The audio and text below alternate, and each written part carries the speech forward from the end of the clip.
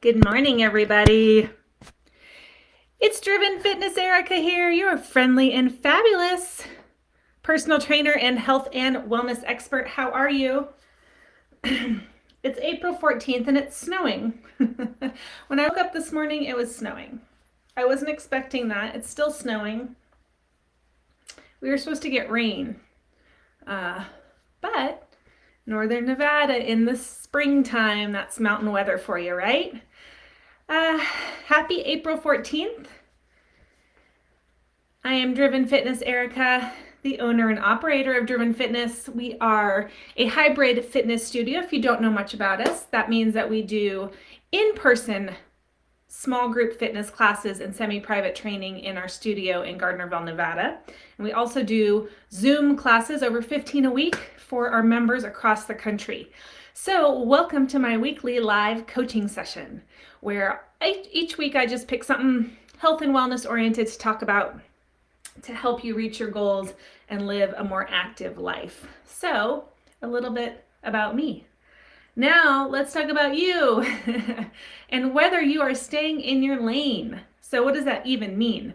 I was watching something on YouTube yesterday. I don't remember what it was, but you know how, like, if you're a YouTube watcher, if you don't hit stop, it kind of randomly goes into another video. Well, I somehow found myself on videos from this gentleman who is a Buddhist monk. He's been a Buddhist monk for 2 years. He was living, I guess, the fast life down in Santa Monica, California, full-time job, and he was very unhappy. And so 2 years ago, he left his life as he knew it, traveled, I think, to the Santa Barbara area or something. He's now abroad and became a monk. So this particular YouTube video, he goes on and talks about being a monk and life lessons. I feel like I need to watch him more often. Was about what he's learned in the past 2 years as a monk. And one of the things he talked about was the question, are you staying in your lane? And we are going to apply that to your health and fitness goals this morning because I thought it was a great idea. So he said there's an exercise they received in training for being a Buddhist monk, and during this exercise, everyone got a bowl of fruit. Each monk got a bowl of fruit. And then the exercise was sitting with their bowl of fruit and focusing on staying in their bowl. And that's what he originally called it, was, are you focusing or staying in your bowl? So the moral was focusing on what you have, not what you don't have, and not on what everyone else has. So looking at his bowl of fruit, focusing on all of the wonderful fruit that he had, and not looking next to his neighbor on either side saying, well, that guy's fruit is more ripe, or that guy has more apples than I do, or that guy got a kiwi, I didn't get a kiwi, but focusing on what you have to create your happiness. And it made me think right away of health and fitness goals, because what I often hear people struggle with, including myself, like, I think especially with social media these days, it's so easy to go down this rabbit hole of comparison. So looking at someone, a friend or someone else who's in your fitness classes and being like, well, her legs look more toned, or she has, a butt that's more lifted, or, she is paleo and she looks like that, or she can work out 5 days a week, and starting to focus on all the external lanes and congestion around you and not staying focused on your lane.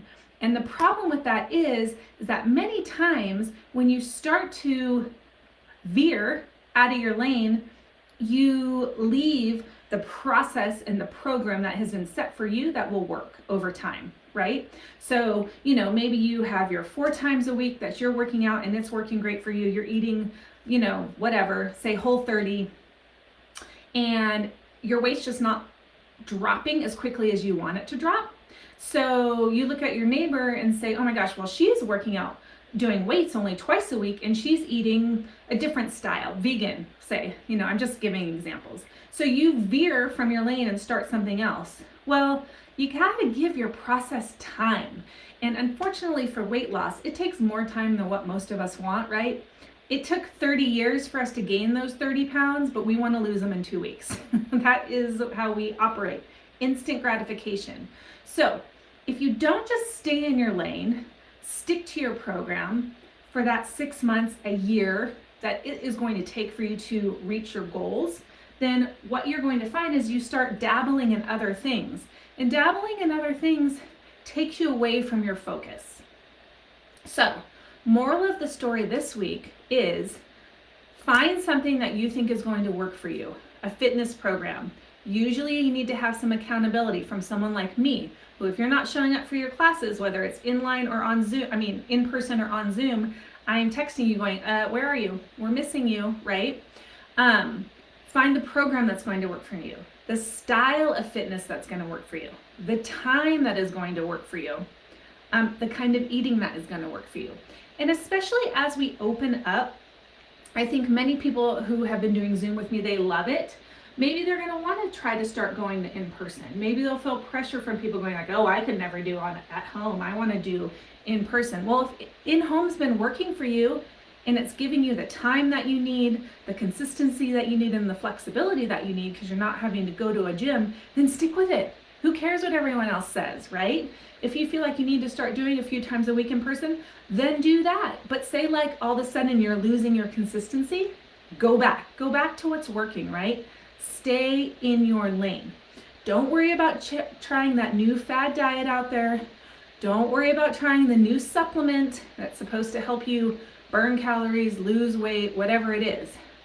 Stay in your lane. And it might take some time to figure out what that lane is, what those curbs are, but once they are, don't get distracted because that will also derail you from your goals. All right?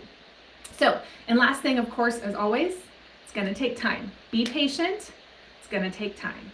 It's going to take more time than what you want it to take, right? Okay, that's it for today. Little nugget of information. Give me a quick thumbs up if you liked it. And as always, please, I try to grow my presence throughout the country. So if you liked it, if you like what I had to say in my lives, please share it to your own wall, your own story, your own page, so that other people can join us next week. I'm here every Wednesday, somewhere between 7:30 and 7:45. All right, go out and make it a great day, and I'll see you soon. Bye.